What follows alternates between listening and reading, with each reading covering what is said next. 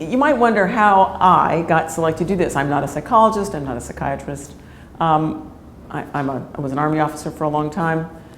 I probably came to doing this ultimately because I did have what would be considered a definite adverse experience earlier in my career. During the first Gulf War in 1991, I was shot down and captured by the Iraqis. So I was shot, I was in a helicopter, I was on a search and rescue mission.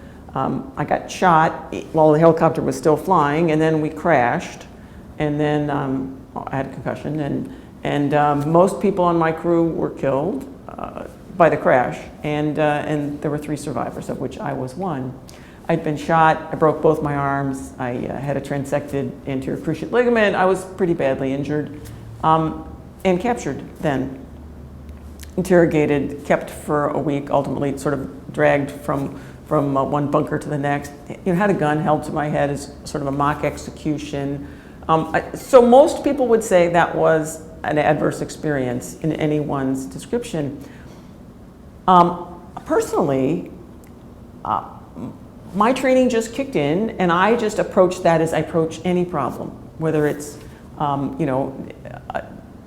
I don't know, running out of firewood in the winter when I lived in a little log cabin. I mean, it was just another problem, and I approached it the same way. Fix what you can, and then work hard to make it as good as you can what you can't fix. So, for example, yes, there's no question my arms hurt. I mean, you can't argue with that. But I did realize pretty quickly that that if I didn't move anything, and like I wasn't being driven someplace, they hurt way less. And so you just made that into a new normal and appreciated that, because there's nothing you can do about it. I mean, they're broke. You can't change that. So it's how you think about those things. But if you sat there and focused on the pain, it would have hurt more. And that's what you need really to learn. And so I just learned those things, and make things as good as you can was just one of the things I learned early on.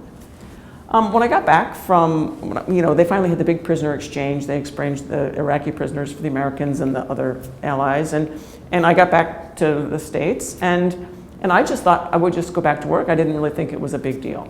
I started getting asked by all sorts of people, really, how did you make it? And I really thought that was an odd question. I said, well, what else was I going to do? Of course I made it. And I realized that not very quickly, but with some reflection, that was a very serious question, because they would then follow that question with, I don't think I would have made it.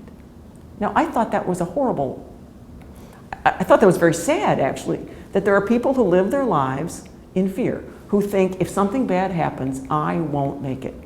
I would not want to face the rest of my life thinking that way. And so, I went through the rest of my Army career, and eventually we had the war on terrorism, and now there's a whole pile of people going to war again. And there was a lot of adversity in going to war again, for rotation after rotation, and there were a lot of people who weren't dealing with that all that well. And so the Chief of Staff of the Army said, Rhonda, we need to do something different. We need to, instead of just finding more and more people with problems and trying to treat them, we need to do that, of course, but we need to help do something preventively. We need to do some kind of mental health promotion to prevent people from doing badly.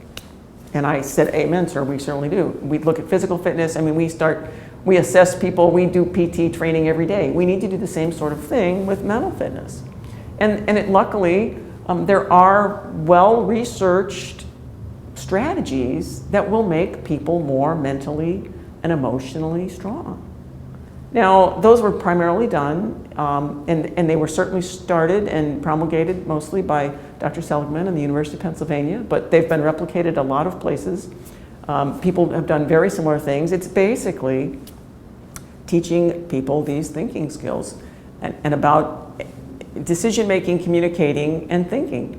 The recognition that it's not what happens to you, it's how you think about what happens to you that leads to the consequences, that leads to either your emotions or behavior. And so I was very fortunate to have the opportunity to sort of begin that program for the United States Army. Were you a naturally resilient person beforehand, though? There's no question. I was a very resilient person to start with. And I can kind of pinpoint many of the things that made me that way.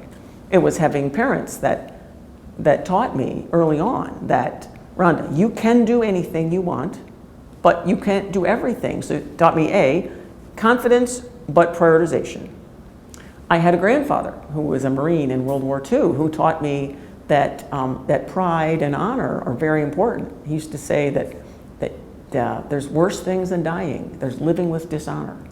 And so, I remembered that. So I'm thinking as we're crashing, well, at least I'm dying doing something honorable, which was a pretty comforting thing because, pride and not disappointing people was important. I had learned when I was a medical student, I had a professor of surgery who, when I was giving a presentation, I said something about doing a biopsy, but I would be afraid that, and he said, Dr. Cornum, stop. You are in general surgery now. You may be wrong, but you are never afraid.